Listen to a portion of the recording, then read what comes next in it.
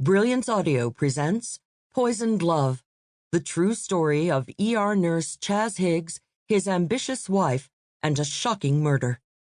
By Carlton Smith. Performed by Joyce Bean. By 6:30, the first rays of the morning sun were well over the rim of the Shadow Hills, the eastern desert starting side of the lush mountain valley known as Truckee Meadows. At 4,400 feet above sea level, the valley floor was still cool from the overnight chill, and as the early light crept up the eastern wall of the small house at 9673 Otter Way, it seemed like the dawn of just another beautiful summer day in the one-time biggest little city in the world, Reno, Nevada. To the west, the peaks of the Sierras towered over the city, clad with evergreens along the ridges, guarded by rocky spines higher up, already golden in the unfiltered glow from the east. The Truckee River, the jewel of the meadows, rushed down its gorge from Lake Tahoe through the city, rolling north to its disappearance in Pyramid Lake, sunk in the desolation of northern Nevada. The town that had begun 150 years before as a rickety bridge across a fast-running stream had turned into a fine place to live for more than 350,000 people.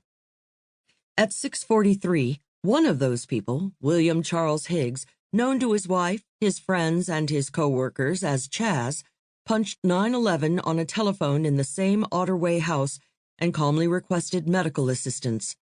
"It's my wife," Higgs told the 911 dispatcher, George Reed. "I don't know what's happened to her. She's not breathing."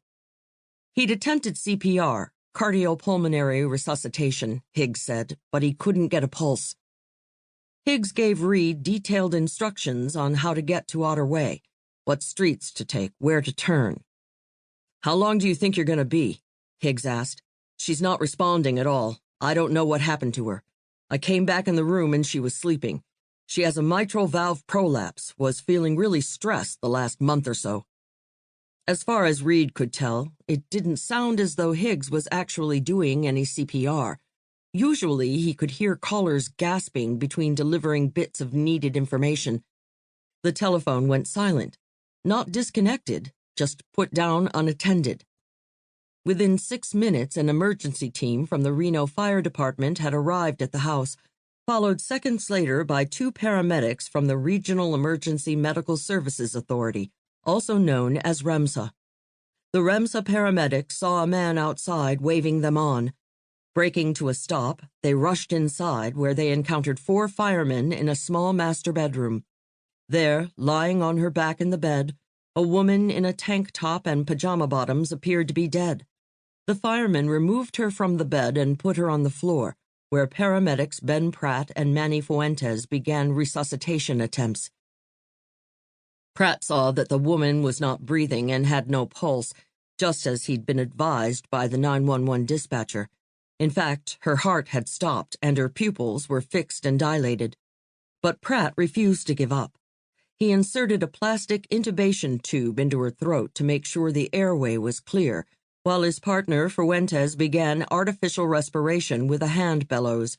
Bagging, it was called. Pratt put an intravenous line into the woman's right arm and injected her with epinephrine, and started a second line in the left arm for atropine, 2 drugs which had the effect of stimulating the heart muscle. Then Pratt began a series of chest compressions in a desperate effort to get the woman's heart and lungs going again. At about 6:50 a.m., Kathy Augustine, the Nevada State Controller and one of the Silver State's most colorful and controversial political figures, came back to life, or at least her heart began to beat once more, although she remained unconscious. Her husband, William Charles Higgs, himself a critical care nurse by occupation, stood in the doorway of the bedroom and watched stoically as Pratt and Fuentes accomplished the seemingly impossible. Kathy Augustine was alive. Barely, it was true, but nevertheless, a living person once again.